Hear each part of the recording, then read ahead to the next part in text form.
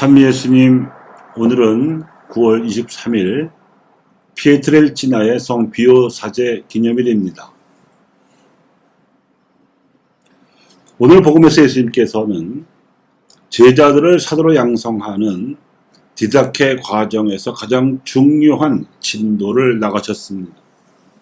그것은 신앙을 고백받은 일입니다.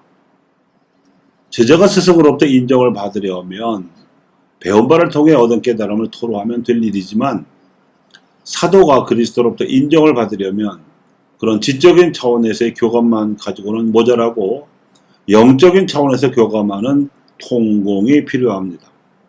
서로의 인격과 존재를 걸고 영혼의 언어로 표현해야 비로소 가능한 경지입니다.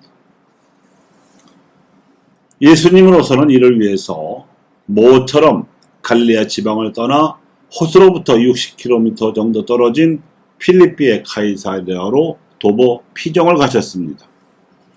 왕복하자면 좋게 사흘을 걸릴 이곳을 호젓하게 다녀오셨습니다.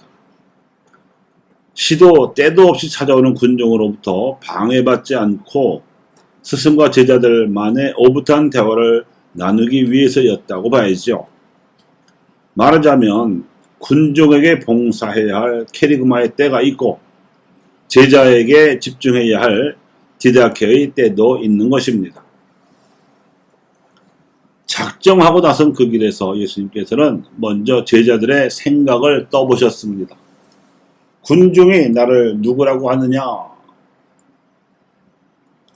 헤르몬 산으로 가는 길에서 만난 아름다운 경치에 취해 별 생각도 없이 걷던 제자들이 느닷없이 스승이 던진 이 질문에 생각나는 대로 대답했습니다.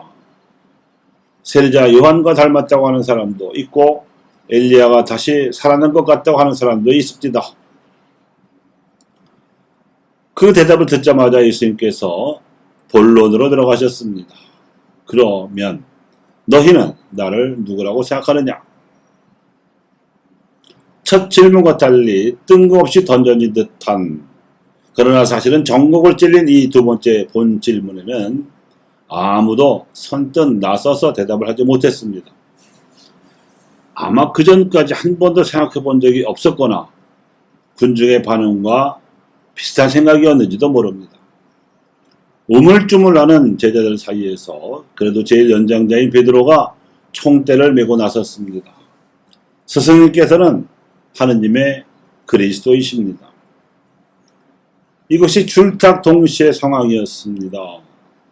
달걀이 부화되는 과정에서 병아리가 다 자라서 껍질을 깨고 나올 때가 되면 병아리가 안에서 그 여린 부리로 나름 세게 껍질을 쪼아야 하고, 이 작은 소리를 듣고 눈치챈 어미 닭이 그 부위를 정확하게 단 한 번에 세게 쪼아 주어야 합니다.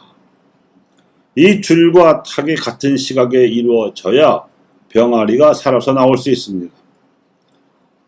어미닭은 달걀 속 병아리가 쪼는 소리를 본능적으로 듣고 그때를 압니다. 그런데 베드로의 이 결정적인 모범 답변을 들으신 예수님께서는 반가워하는 기색도 감추시고 엄중한 함구령을 내리셨습니다.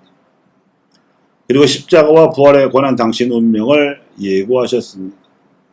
십자가와 부활의 진리야말로 디다케 과정의 핵심이었는데, 이 핵심이 지렇게 닿지 못한 신앙 고백만으로는 사도로서 인정하기에 아직 이르고 때가 되지 않았다고 보신 겁니다. 나중에 부활하신 예수님께서 굳이 갈릴리 호수로 찾아오셔서 그이에 베드로로부터 3번에 걸친 문답을 통해 재차 신앙 고백을 받아내시죠. 그때가 바로 그리스도이신 예수님께서 베드로를 사도로 인정하시고 신자들을 돌보아야 할 사목적 임무와 복음 진리를 선포해야 할 선교적 사명을 부여하실 때입니다. 사도가 되자면 십자가와 부활의 진리를 깨달아야 하고, 이 깨달음을 자신의 삶과 행동으로 증거해야 하며 이를 말로도 고백할 수 있어야 합니다.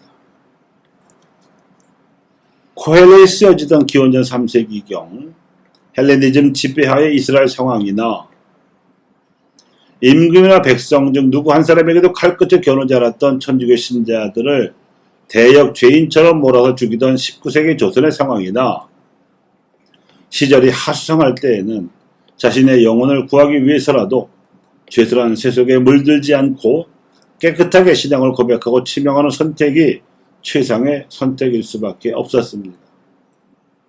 그때 교우들이 매일 바치던 일상의 기도 언어는 언제라도 죽기를 각오한 사생 결단의 언어였습니다.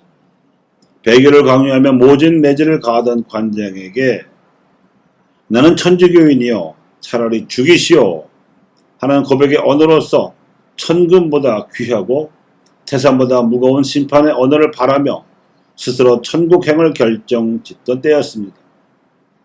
그리하여 100년의 박해 기간 동안 한국교회에는 관변기록상으로 2천여 명, 신자들의 구전상으로 2만여 명이 이렇게 해서 치명하여 순교자가 되었고 그들 덕분에 이제 막 탄생했던 신생 한국교회는 순교자들의 교회라는 영예로운 호칭을 얻어서 꼴찌에서 첫째가 되었습니다. 그때는 치명의 때였습니다.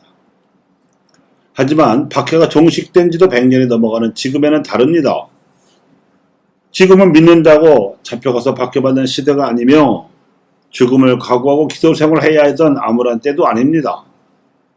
김대건 신부님을 비롯한 순교자들이 숨지기 전에 바친 마지막 기도는 이 결례를 주의 백성이 되게 해주소서였으며 최양업 신부님을 비롯한 교우저 신자들이 핍박을 받으며 기도하던 지향은 오로지 단 하나였는데 그것은 이 땅에 거룩한 주의 나라를 펴주소서였습니다. 교우 여러분, 지금은 십자가와 부활의 진리에 대한 깨달음을 증거해야 할 때이며 고백해야 할 때입니다. 모든 일에 때가 있습니다.